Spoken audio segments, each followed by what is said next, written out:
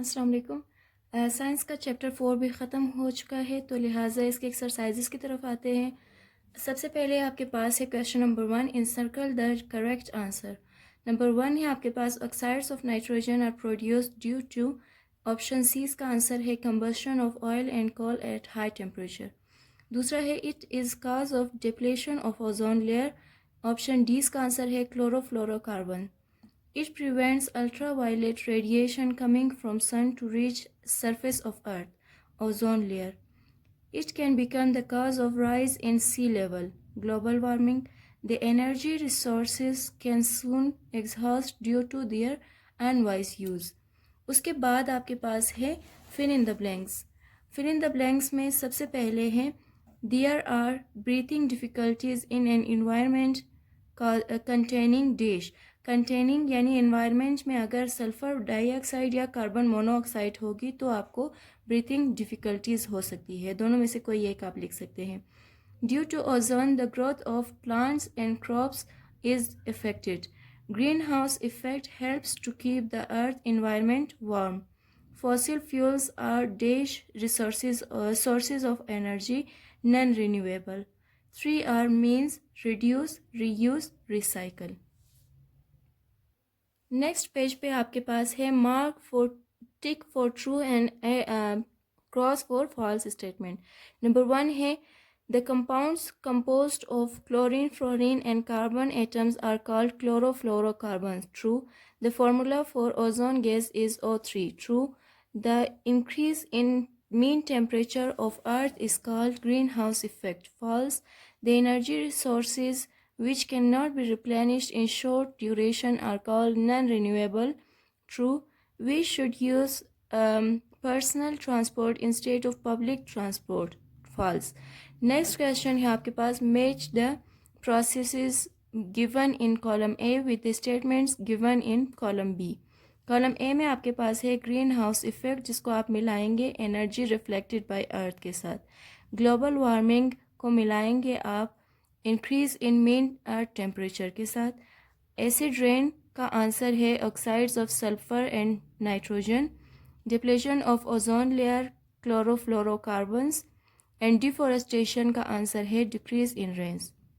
Next आपके पास है write the short answers. Number 1 है what is meant by factors causing pollution. आप आंसर क्वेश्चन से ही पहले लिखेंगे कि factors causing pollution means all those. फिर आप आएंगे पेज नंबर 64 पे, आपका की पॉइंट्स नंबर 1 जहाँ पे लिखा है suspended particulate matter, carbon monoxide, sulphur dioxide, oxides of nitrogen, ground level ozone, lead and chlorofluorocarbons. यहाँ तक आपका क्वेश्चन नंबर 1 है। क्वेश्चन नंबर 2 है what is meant by green house effect. पहले तो आपने ग्रीन हाउस इफेक्ट की डेफिनेशन बतानी है, उसके बाद right names of gases which produce it. इसका आंसर है पेज नंबर 53 पे, जहाँ पे लिखा है आपका the gases in the environment which absorb heat are called greenhouse gases and this effect is referred as greenhouse effect. उसके बाद आप लिखेंगे the gases are carbon dioxide, oxides of nitrogen, methane and water vapors. Next question है define global warming and describe its effects. इसका answer आप यहाँ से देखेंगे पेज नंबर 55 पे, जहाँ पे लिखा है the increase in mean temperature of earth is called global warming. Their is a, फिर यहाँ से पेज नंबर 56 तक जहाँ पे 4 तस्वीरें हैं, इससे ऊपर विल बी अंडर वाटर। यहाँ तक आपका क्वेश्चन नंबर 3 का आंसर है। नेक्स्ट क्वेश्चन है write the names of few waste materials which exist in solid form. Question number 4 का आंसर पेज नंबर 60 पे है, जहाँ पे लिखा है the waste materials found in solid form include plastic bags, plastic bottles, pieces of glass, styrofoam materials, blocked in sewage, agricultural and chemical waste, hospital waste and domestic waste. यहाँ तक question number 4 का answer है। Last question है आपके पास describe the effects of sulphur dioxide on plants. Page number 64 पे आपके पास है नंबर 5 की पॉइंट।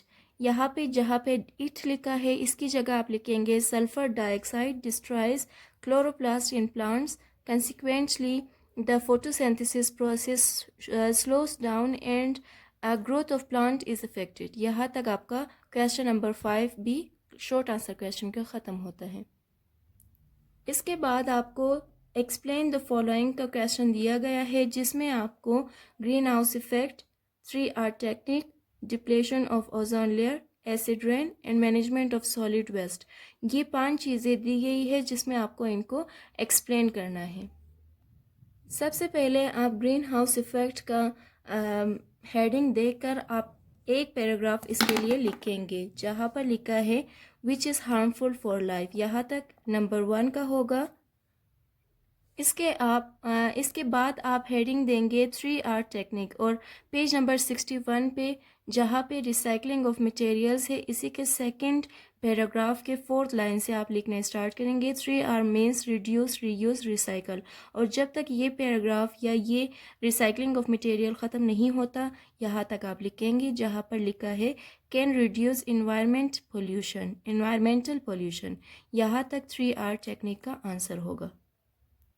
इसके बाद आप पेज नंबर 54 पे आप हेडिंग देंगे, लिखा हुआ है डिप्लेशन ऑफ ओजोन लेयर, और यही एक पैराग्राफ आप ओजोन लेयर के लिए लिखेंगे तो वो उसकी एक्सप्लेनेशन होगी। पेज नंबर 56 पे आपके पास है एसिड रेन, तो आप यहाँ से स्टार्ट करेंगे, पेज नंबर 57 के एंड तक आप लिखेंगे एसिड रेन के लिए एक्सप्लेनेशन इसकी।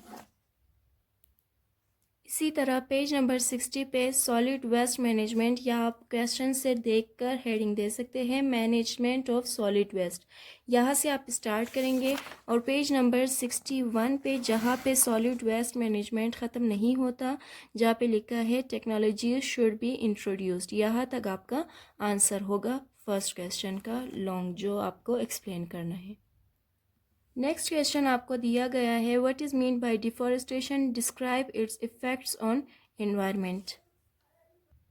इसके लिए आप आएंगे पेज नंबर 58 पे, ठीक है, जहाँ पे लिखा है डिफॉरेस्टेशन। आप पहले डिफॉरेस्टेशन हेडिंग देंगे, उसके बाद यहाँ पे इसकी डेफिनेशन है, आप ये लिखेंगे the clearing of land by cutting densely populated plants and trees on surface of earth is referred as deforestation। उसके बाद आप बाकियों को छोड़ के यहाँ से स्टार्ट करेंगे इनका इफ़ेक्ट जो है, यानी आपका जो सेकंड पार्ट है इस क्वेश्चन का, वो आप हेडिंग देंगे। आप हेडिंग देंगे effects of deforestation on environment, फिर यहाँ से आप लिखेंगे the following unpleasant changes in environment takes place due to deforestation. यहाँ से आप स्टार्ट करेंगे पेज नंबर 59 पे, इसका लास्ट पॉइंट दिया गया है, तो यहाँ तक आपका क्वेश्चन नंबर जो 2 है लॉन्ग का, वो यहाँ तक होगा। क्वेश्चन नंबर 2 आपको दिया गया है write methods to create awareness about environmental pollution. इसका आंसर पेज नंबर 62 पे है, जहाँ पे लिखा है इन्वायरमेंटल कैंपेन, तो ये एक पैराग्राफ आपका आंसर नंबर 3 हो जाएगा, ठीक है। नेक्स्ट क्वेश्चन है आपके पास describe measures to reduce environmental pollution. इस आंसर के लिए आप पेज नंबर 63 पे आएंगे, और ये जो पेज नंबर 63 का आपके पास पॉइंट्स जो दिए गए हैं, या आपके पास क्वेश्चन नंबर 3 या 4 जो लॉन्ग है वो होगा। नेक्स्ट क्वेश्चन है give suggestions for saving the earth and to make it a better place for living. अब इस क्वेश्चन को आप गौर से सुने और जहाँ से जो मैं बता रही हूँ आप उसी को लिखते जाए, क्योंकि आप कंप्लीट पूरी बुक तो नहीं लिख सकते अपनी कॉपीज़ पे, तो लिहाजा आपको नोट्स बनाने की ज़रूरत पड़ेगी। तो यहाँ पे जो क्वेश्चन आपको दिया गया है उसका आंसर आपको पेज नंबर 60 पे है। आप स्टार्ट करेंगे सेविंग द अर्थ, यहाँ से लेकर सॉलिड वेस्ट मैनेजमेंट के 4th लाइन तक, जहाँ पे लिखा है एंड डोमेस्टिक वेस्ट, यहाँ तक आप लिखेंगे फर्स्ट इसका पोर्शन, ठीक है। उसके बाद पेज नंबर 61 पे आप आएंगे सेकंड पैराग्राफ, जहाँ पे लिखा है स्पेशल पिट होल्स, यहाँ से लेकर next line are burned at high temperature, यहाँ तक आप लिखकर फिर नेक्स्ट हेडिंग पे आएंगे जहाँ पे लिखा है रिसाइकलिंग ऑफ मटेरियल्स।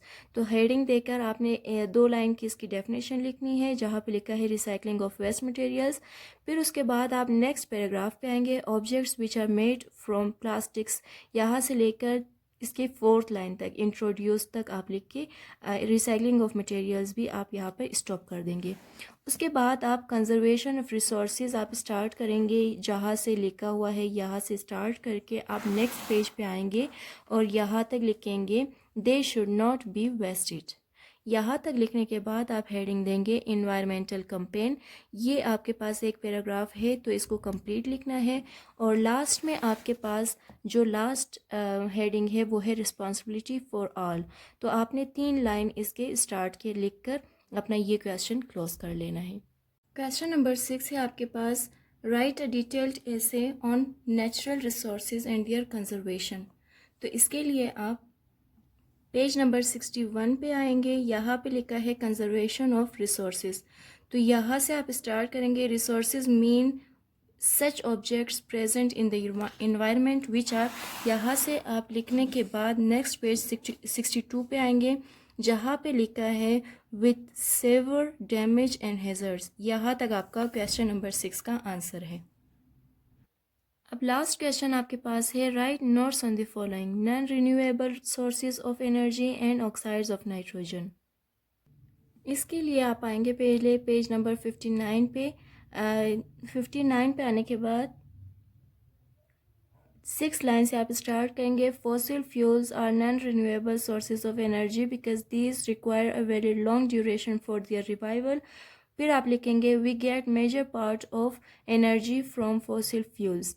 यहाँ पे लिखने के बाद आप स्टॉप करेंगे and then you will start writing from page number 50 जहाँ पे सफ़ा नंबर 50 पे लिखा है ऑक्साइड्स ऑफ नाइट्रोजन। तो यहाँ से आप स्टार्ट करेंगे पेज नंबर 51 पे जाके आप स्टॉप करेंगे जहाँ पे लिखा है cause of barrier in plant growth. यहाँ तक आपका लास्ट क्वेश्चन भी कंप्लीट होता है और इसके साथ ही आपका चैप्टर नंबर 4 कंप्लीट होगा।